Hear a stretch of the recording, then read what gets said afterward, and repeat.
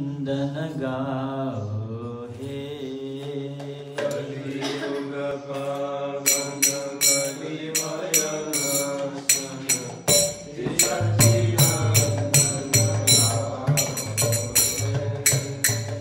कलियुग पावन कलिभय नाशन श्री सच्चिदानंद गाओ हे कलियुग पावन कलिमय नाशन श्री सच्चिदानंद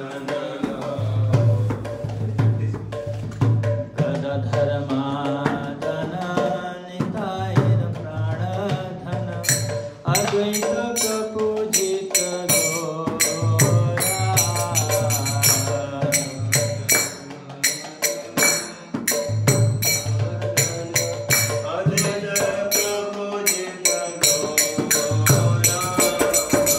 शिवाय विशंबर श्रीनिवास ईश्वर भक्त समूह चित चोरा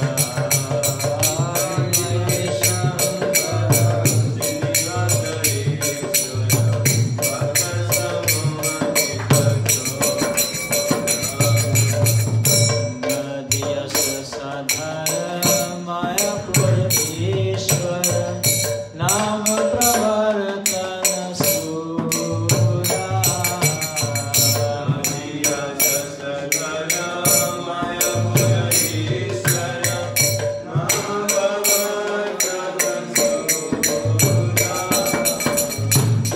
जन शिक्षक न्यासी कुल नायक माधव राधा भाव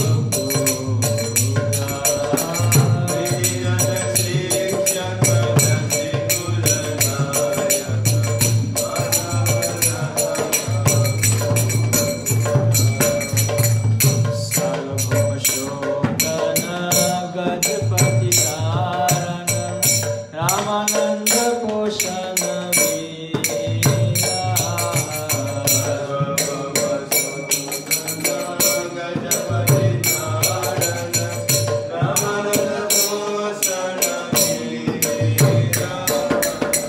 रूपानंद वर्धन सनातन पालन हरिदास मोदन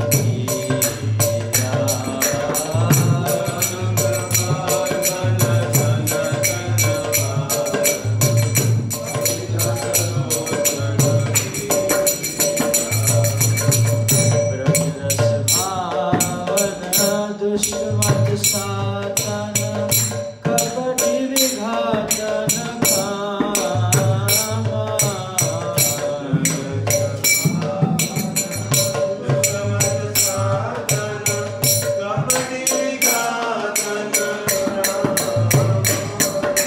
शुद्ध भक्त पालन शिष्ट ज्ञान धारण चर भक्ति दूषण राम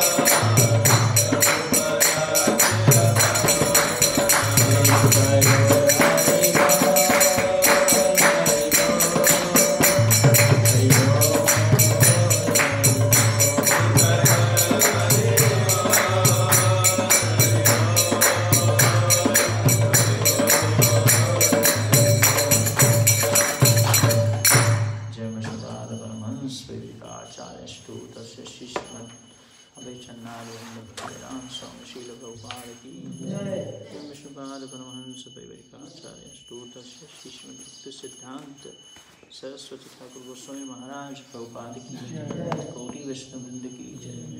रामाचार्य श्रीदास ठाकुर की जय। शील मध्वाचार्य तिरुभाव महामहोत्सव की जय। अनंत कोटि वैष्णव वृंद की जय।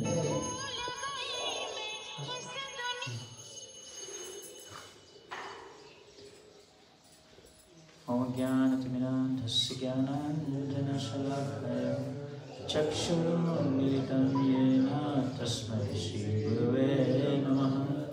श्रीचैतन्यमनोभीष्टं स्थापितं येन भूतले स्वयं रूपा कदा मह्यं ददाति सुखदान्तिकं।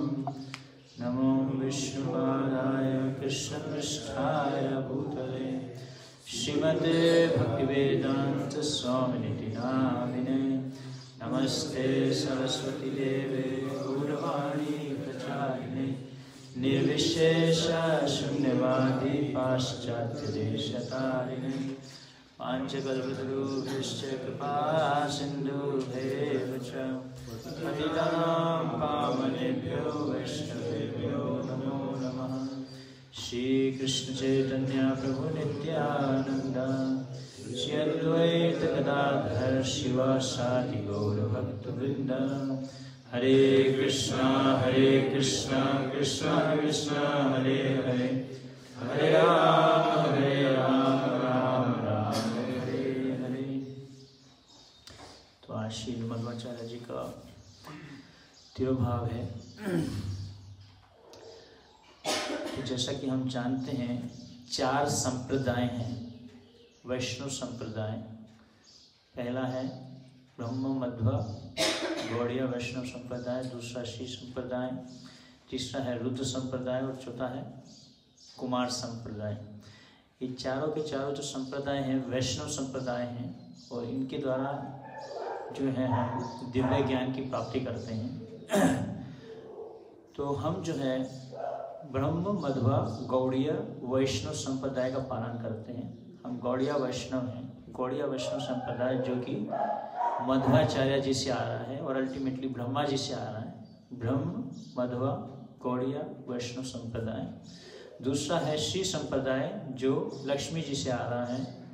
तो ब्रह्म मध्व गौड़ीय संप्रदाय के जो आचार्य हैं वो कौन है? माधवाचार्य। इसी प्रकार से श्री संप्रदाय जो है वो कहाँ से आता है? लक्ष्मी जी से आता है, जिनके आचार्य हैं रामानुजाचार्य जी। तीसरा है रुद्र संप्रदाय जो शिव जी से आता है, जिनके आचार्य हैं विष्णु स्वामी। और चौथा है कुमार संप्रदाय जो कि आता है किनसे? 4 कुमारों से और जिनके आचार्य हैं निम्बार्क स्वामी।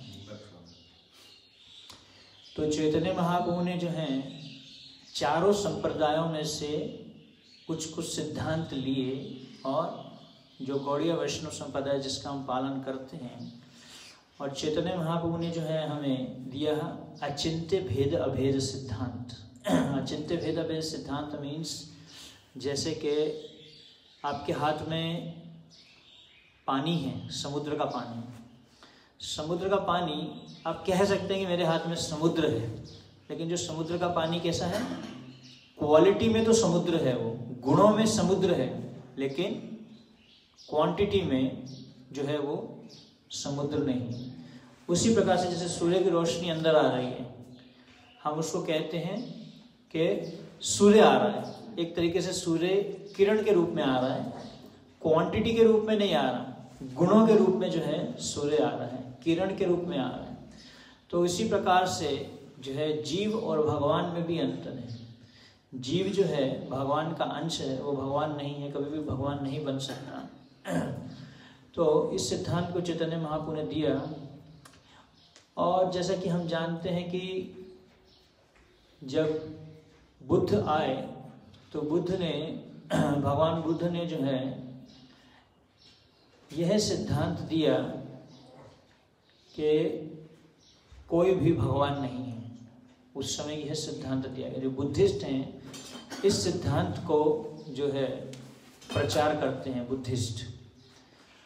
और जब बुद्धा आए तो उस समय शास्त्रों का मिसयूज किया जा रहा था, तो इसलिए बुद्ध जी ने आके क्या किया, शास्त्रों को बंद करवा दी। शास्त्रों को बंद करो, तुम्हें शास्त्र पढ़ने नहीं आता, शास्त्रों को सही से प्रयोग करना नहीं आता, क्योंकि शास्त्रों की आड़ में आके लोग पशु हत्या कर रहे थे, शास्त्रों को मिसअंडरस्टैंड कर रहे थे।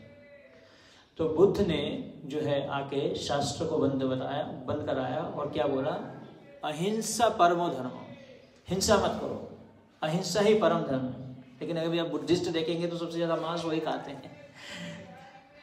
तो उसके बाद में जब बुद्धा आए, उसके बाद में कुछ सालों बाद फिर कौन आए, शंकराचार्य जी। शंकराचार्य जी का उद्देश्य था शास्त्रों को खुलवाना, ताकि अब शास्त्रों को खोला जाए, लेकिन इस तरीके से खुलवाया जाए कि भगवान तो हैं लेकिन उनका कोई रूप नहीं है, उनके कोई गुण नहीं, फॉर्मलेस है, उनका कोई स्वरूप नहीं, उनके कोई एट्रीब्यूट्स नहीं है। तो शंकराचार्य जी ने क्या किया, शास्त्र तो खुलवा दिए लेकिन भगवान को क्या बोला, निराकार है, उनका कोई आकार नहीं है, फॉर्मलेस है। He has no personality, he has no attributes. When he appears with a form in this world and he performs the लीला, तो जो लीला भी करते हैं, भगवान आते हैं इस भौतिक जगत में, भौतिक शरीर को प्राप्त करते हैं, और जब वो लीला करते हैं तो वो जो लीला है उनकी माया है। कौन बोलता है ये? शंकराचार्य जी ने ऐसा फैलाया। शंकराचार्य जी कौन है आपको पता है? शिव जी है स्वयं। शिव जी ही है, वो स्वयं शिव जी हैं, लेकिन उन्होंने कैसा, ताकि शास्त्रों को खोला जाए। तो इम्पर्सनलिज्म जिसको कहते हैं, इम्पर्सनलिज्म या मायावाद या वॉइडिज्म, वॉइडिज्म मतलब शून्यवाद, सब कुछ शून्य है। प्रभुपाद जी का इसलिए प्रणाम मंत्र है, निर्विशेष शून्यवादी पाश्चात्य देश तारिणी।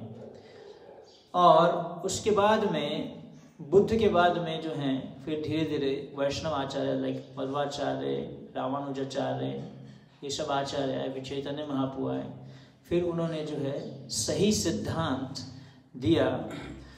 और मध्वाचार्य जी ने जो है द्वैत फिलॉसफी दी। उससे पहले अद्वैत था कि भगवान में और हम में कोई अंतर नहीं, अद्वैत है। इसलिए आप देखेंगे कि मायावादी जो है शिखा नहीं रखते, लेकिन जो वैष्णव है वो शिखा रखते हैं। तो which explains that the soul is eternally the part and parcel. तो उन्होंने द्वैतवाद में क्या बोला कि जो आत्मा है, जो जीव है, वो भगवान का अंश है। And the jivatma, the spirit soul within the heart of every living being can never become God. और जीव जो है वो कभी भगवान नहीं बन सकता। एक इन्होंने दिया, मध्वाचार्य जी ने इस सिद्धांत को स्थापित किया है, ताकि धीरे धीरे चैतन्य महाप्रभु आके फिर प्रॉपर सिद्धांत दे पाए, जो कि अचिंत्य भेद सिद्धांत है। और जीवात्मा has an eternal form in the spiritual world. तो जीव जो है, हर एक आत्मा जो है, उसका एक स्वरूप है आध्यात्मिक जगत में, और भगवान का भी स्वरूप है। भगवान का स्वरूप कृष्ण या नारायण है। और the conception of soul merging into the oneness of the Brahman has an inferior understanding of the Vedic truth, and he established strongly on the basis of the Upanishads, the Vedas and the Puranas. उन्होंने ये भी स्थापित किया कि ब्रह्म में, परमात्मा में और भगवान में अंतर है। भागवतम में बताया गया है कि ब्रह्मेति परमात्मेति भगवान इति शब्द थे। तो उन्होंने सिखाया कि ब्रह्म, भगवान के शरीर से जो रोशनी आती है वो ब्रह्म है, कांति जो आ रही है। परमात्मा, परमात्मा जो है एक लोकलाइज्ड परमात्मा जो सबके हृदय में विद्यमान है। और भगवान, भगवान मतलब जो परम पुरुषोत्तम भगवान, जिनके गुण हैं, जिनका स्वरूप है। तो ये मध्वाचार्य जी ने इस सिद्धांत को आके स्थापित किया। और बहुत सारे ऐसे जो मायावादी लोग थे, उनसे आर्ग्यूमेंट करने आते थे। तो एक बार जो है निर्विशेष और बुद्धिस्ट लोग जो हैं, उनसे एक प्रकार का वार्तालाप करने के लिए आए। और मध्वाचार्य जी का जो नाम था पहले था वासुदेव या पूर्ण प्रज्ञ, और दोनों में जो है एक प्रकार का डिबेट हुआ। और डिबेट में जो है मध्वाचार्य जी से 12 साल के थे, 12 साल में जो है उसमें ही उन्होंने जो है दोनों मायावादियों को हरा दिया। और उन्होंने बोला कि the child was so much defeating. First he defeated every one of them and then began to present the arguments and he did not have a reply to a single argument. तो इस प्रकार से जो है जब उनके पास में कोई उत्तर नहीं रहा, दोनों के दोनों जो है क्या हो गए, दोनों मायावादी फ्रस्ट्रेट हो गए और वहां से जो है दोनों के दोनों भाग गए, ये बोल के कि हम कल आके जो है आपसे चर्चा करेंगे। तो मध्वाचार्य जी जो हैं उनका जन्म हुआ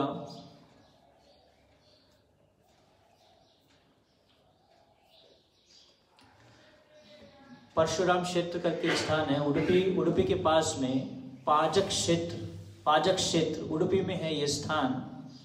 परशुराम क्षेत्र जो है परशुराम जी ने ही, भगवान परशुराम ने ही इसको स्थापित किया था, तो उसी में ही एक स्थान है उडुपी में है पाजक क्षेत्र, जहाँ पे मध्वाचार्य जी का जन्म हुआ। पिता का नाम मध्यगे था। तो मध्यगे जो हैं वो एक पुत्र चाहते थे, बहुत उन्होंने प्रार्थनाएं की, 2 पुत्र हुए लेकिन 2 पुत्रों की मृत्यु हो गई। तो उसके बाद में मध्यगे जो हैं बहुत उनके मन में एक इंस्पिरेशन आया, एक ऐसा उत्साह आया, उन्होंने बहुत भगवान को कई सालों तक प्रार्थनाएं की, तपस्याएं की कि उनको एक पुत्र मिले जो पूरे विश्व में भगवत भक्ति का प्रचार करे। तो पुत्र इसलिए नहीं चाहते थे कि ताकि उनका नाम हो, आगे उनका जो कास्ट है उसको बढ़ाया जाए, लेकिन इसलिए पुत्र चाहते थे कि भगवान के गुणों का, भगवान की लीलाओं का प्रचार किया जाए।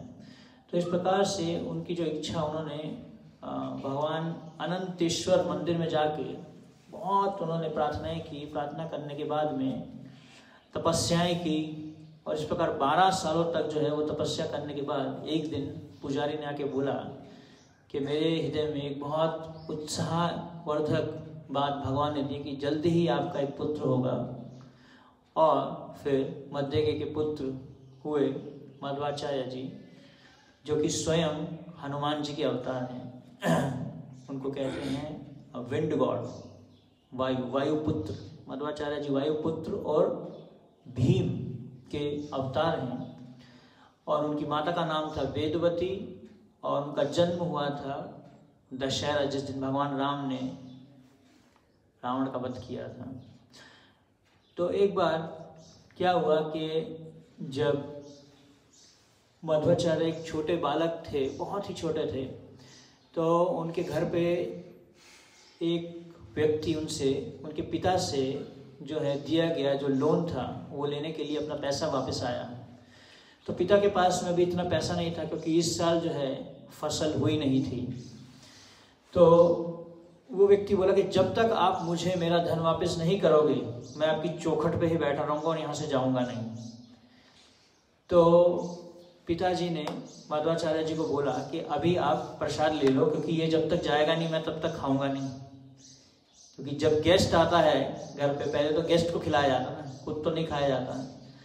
तो उन्होंने मध्वाचार्य को बोला कि आप प्रसाद लीजिए, हम बाद में प्रसाद लेंगे जब ये चले जाएंगे।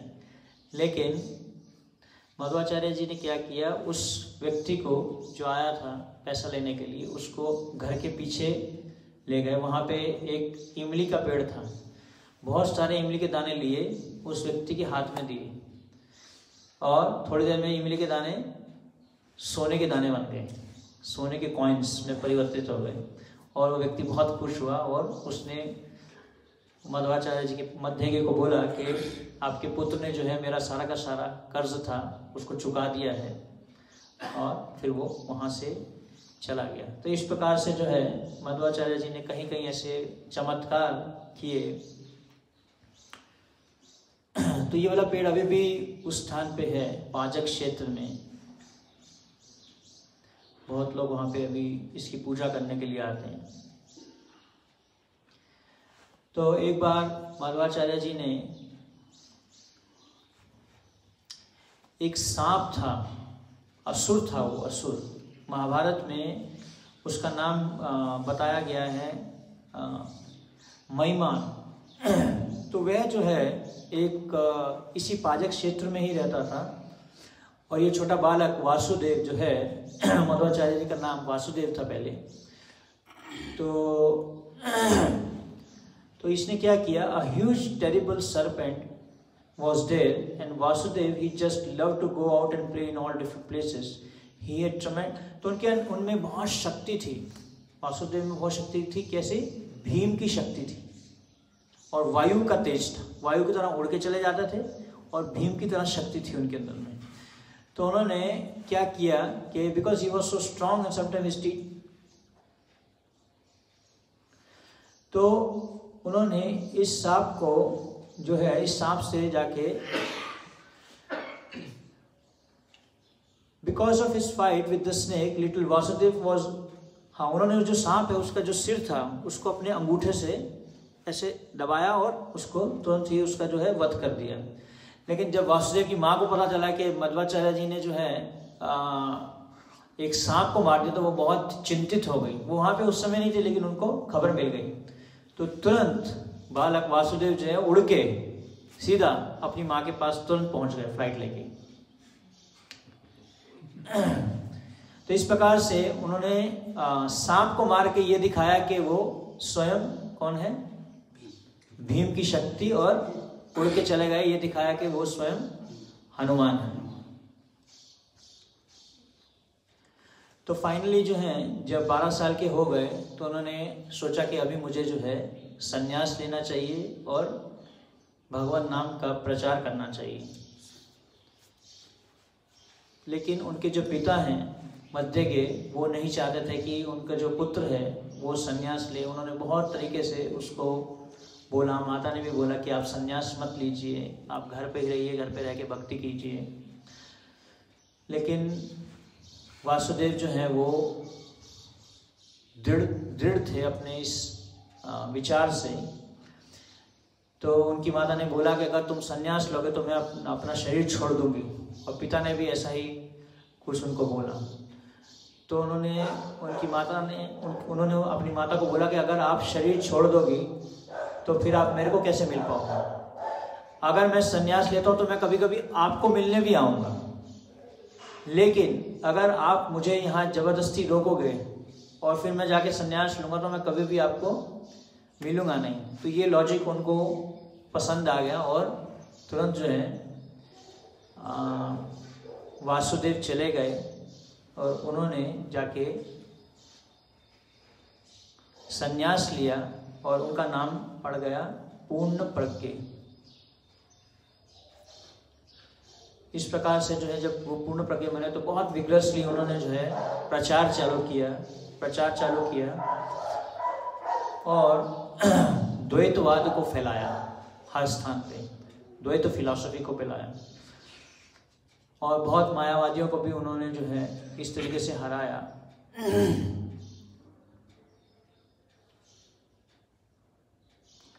तो उनके जो गुरु थे अच्युत प्रेक्ष, वो चाहते थे कि अभी पूर्ण प्रज्ञ वासुदेव मध्वाचार्य को जो है उनका अगला लीडर बनाना चाहते थे।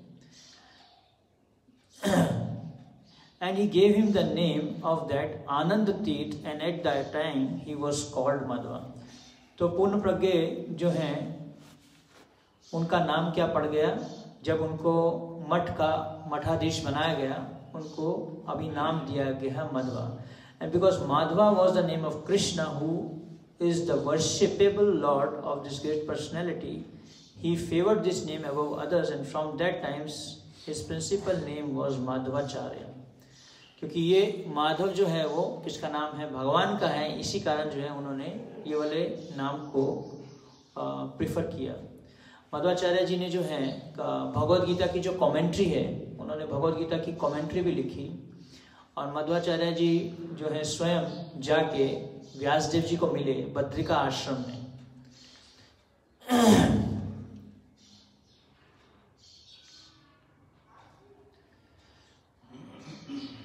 तो एक बार जो है शंकराचार्य जी के जो शिष्य हैं उनका और मध्वाचार्य जी का क्या हुआ, आपस में विवाद हुआ।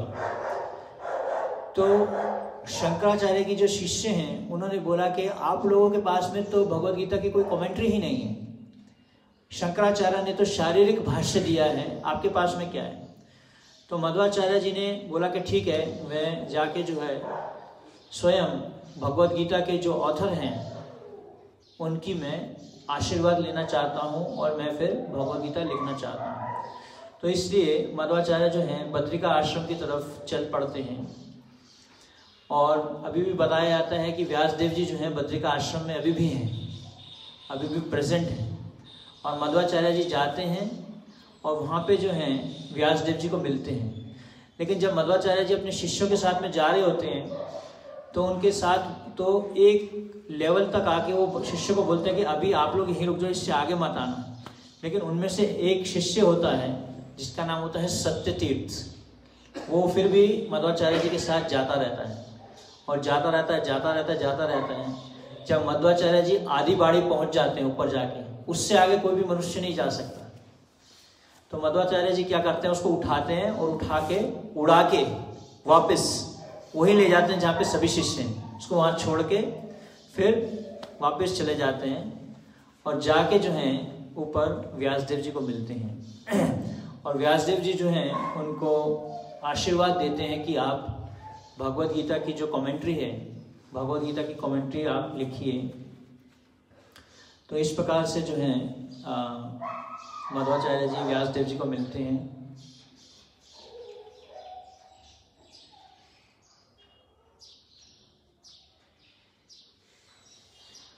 एक बार मध्वाचार्य जी जो है बहुत सुंदर सुंदर कविताएं लिखते थे और कविताएं गाते थे। तो इसी प्रकार जो है एक बार वह एक समुद्र के किनारे ऐसे ही भगवान का गुणगान करते हुए जा रहे थे, भगवान के बारे में गुणगान कर रहे थे। तो वहाँ पे एक बहुत बड़ा जो शिप था, एक शिप जा रहा था। तो one day he was singing a beautiful songs, composing them as he was singing them in the glorification of Lord Shri Krishna walking on the ocean side. तो जब और वो जो शिप था वो कहाँ जा रहा था, वहाँ से द्वारका जा रहा था, सॉरी वो द्वारका से आ रहा था। और क्या हुआ कि वो जो शिप था वो वहाँ पे सैंड में फंस गया और वहाँ पे डूबने लगा और वहाँ पे बहुत तेज तूफान आ गया। और जो वहाँ का जो बोटमैन था उसको समझ नहीं आया कि अभी वो क्या करे। तो इस प्रकार से जो है मध्वाचार्य जी ने क्या किया, अपनी चादर को लिया, चादर को ऐसे करके घुमाया और इस प्रकार से जैसे ही घुमाया एक बहुत तेज हवा चली और पूरा का पूरा जो भी जितना भी पूरा तूफान था, सारा का सारा तूफान तुरंत रुक गया। और जब उस नाविक को पता चला कि मध्वाचार्य जी ने जो है इसको रोक दिया तो वो बोला कि मैं आपको कुछ देना चाहता हूँ। तो बोले कि तुम द्वारका से आ रहे हो तो तुम मुझे थोड़ा सा गोपी चंदन दे दो। तो जो जितने भी शिप आते थे वो उसमें क्या है बहुत सारा गोपी चंदन लेके चलते थे ताकि जो शिप है वो इम्बैलेंस ना हो, उसको बचाने के लिए जो है वो गोपी चंदन कैरी करते थे। तो उसने बोला कि ये इसमें गोपी चंदन है, ये वाला आप गोपी चंदन ले लो। तो इस प्रकार से जब गोपी चंदन दिया तो जैसे ही गोपी चंदन को उन्होंने उठाया, गोपी चंदन बीच में से उसके 2 टुकड़े हो गए और उसमें से स्वयं भगवान द्वारकाधीश का एक डीटी निकला उसमें से। और ये जो द्वारकाधीश जी का ये जो डीटी है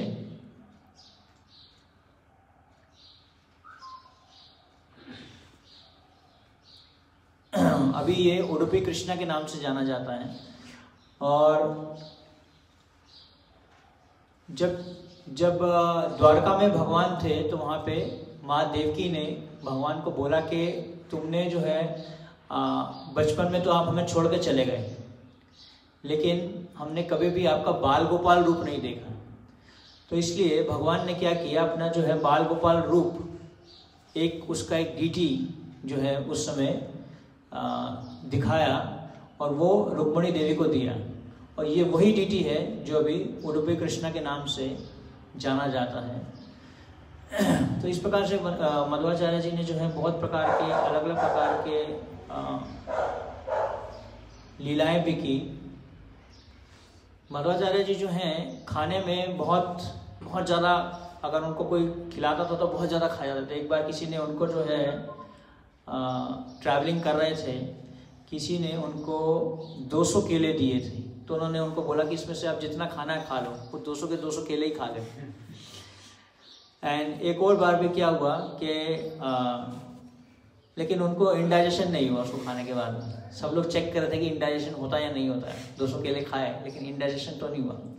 other time he would eat hundreds and hundreds of bananas. Anyway, when he wanted to eat a lot, he could eat whatever anyone wanted to give, and people used to wait to see. तो इस प्रकार से उनको कोई भी बहुत सारा भी कुछ खाने को देता था तो वो खा जाते थे। At this time, he really established a temple of Udupi. तो उन्होंने ही जो है उडुपी का मंदिर स्थापित किया था।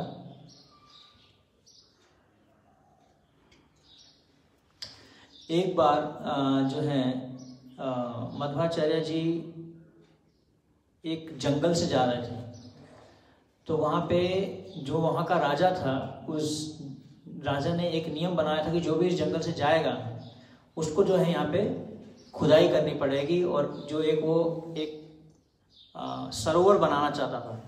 तो जो भी जाता था उससे वो खुदाई करवाता था और फ्री में करवाता था, पैसे नहीं देता था। तो इस प्रकार मध्वाचार्य जो अपने शिष्यों के साथ में जा रहे थे, तो सैनिकों ने देख लिया कि बहुत सारे लोग आ रहे हैं। उन्होंने उसको मध्वाचार्य जी और उनके शिष्यों को बोला कि आप लोगों को जो है यहाँ पे खुदाई करनी पड़ेगी और कोई भी आपको जो है इससे पैसा नहीं मिलेगा। तो मध्वाचार्य जी ने बोला कि मुझे राजा से मिलाओ, मेरे को राजा से मिलना है। तो जब राजा को मिले तो उन्होंने राजा को बोला कि आप हमें सिखाइए कि कैसे हम अच्छे से खुदाई करें। तो उन्होंने राजा को ऐसा बोला, तो राजा जो है बोला कि ठीक है, मैं आपको दिखाता हूँ कैसे खुदाई करना है। तो फिर मध्वाचार्य जी ने एक अपने तरीके से उनको ऐसा मेस्मराइज कर दिया राजा को कि वो खुदाई करता रह गया, खुदाई करता जा रहा था। इतने में मध्वाचार्य जी और जितने भी उनके शिष्य थे सब लोग वहां से वॉक करके चले गए।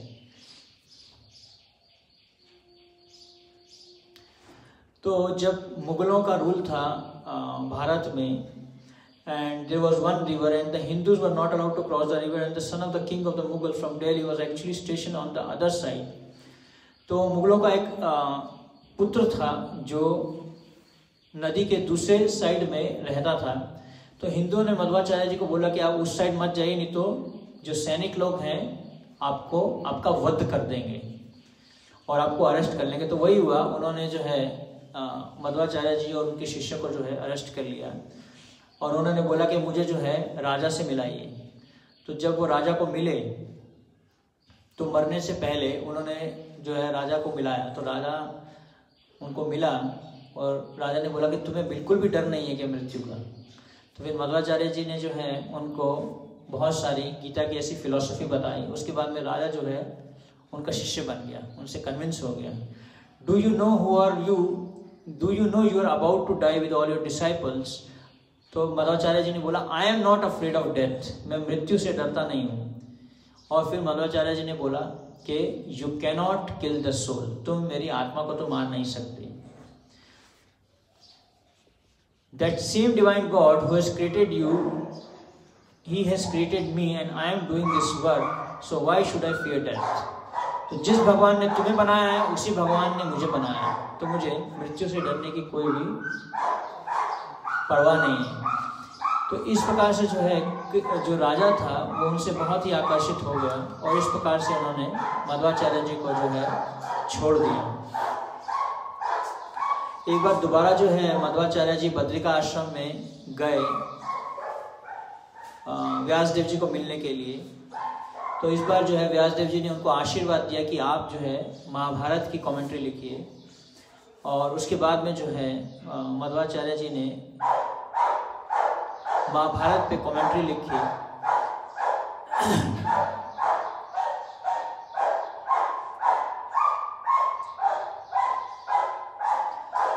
एक बार क्या हुआ कि he would travel through with his followers through the jungles which were filled with dacoits and robbers। तो एक बार जो है बहुत सारे डाकू थे, जब जंगल से जा रहे थे तो बहुत सारे डाकू थे। तो डाकुओं को पता चल गया कि यहाँ पे जो है कुछ लोग आ रहे हैं, तो उनको लूटना चाहते थे। तो मध्वाचार्य जी ने जो है एक पत्थर लिया, पत्थर को जो है डाकू की तरफ फेंक दिया और वो पत्थर जो है सोने में परिवर्तित हो गया। तो जैसे ही उन्होंने देखा कि डाकू ने ये सोना है, तो सब लोग जो है आपस में उसको लेने के लिए लड़ मरे और सारे के सारे मर गए और वो वहां से मध्वाचार्य जी भाग गए। उनका एक शिष्य था उपेंद्र तीर्थ, ब्रह्मचारी था। He was just very simple, very peaceful and loving person. तो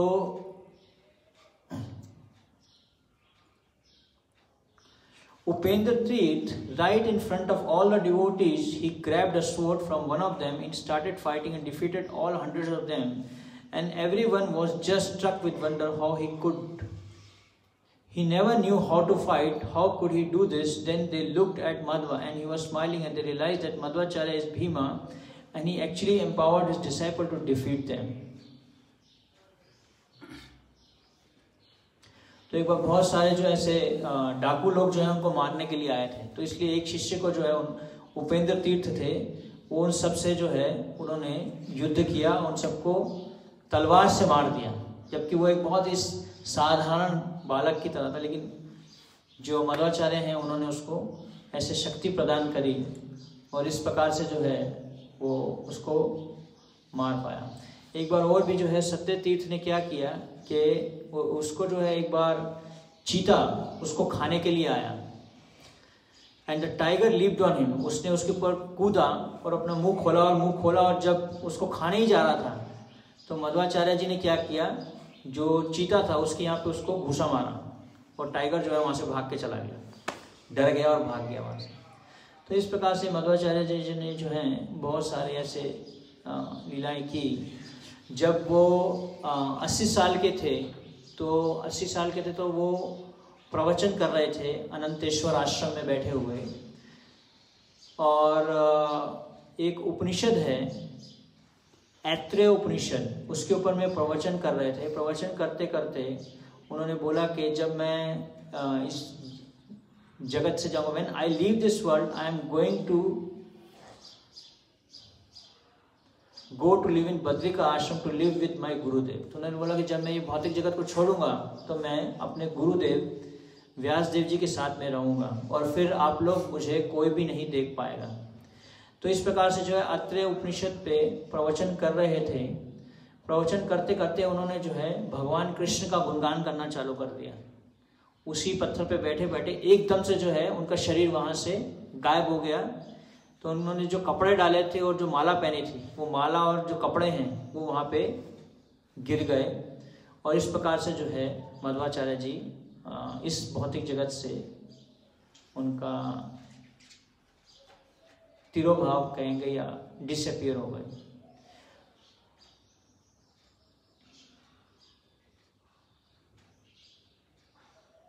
हरे कृष्णा। शील मध्वाचार्य तिरोभाव महामोत्सव, शील प्रभुपाद की जय। निताय गौर प्रेमानंदे हरि हरि।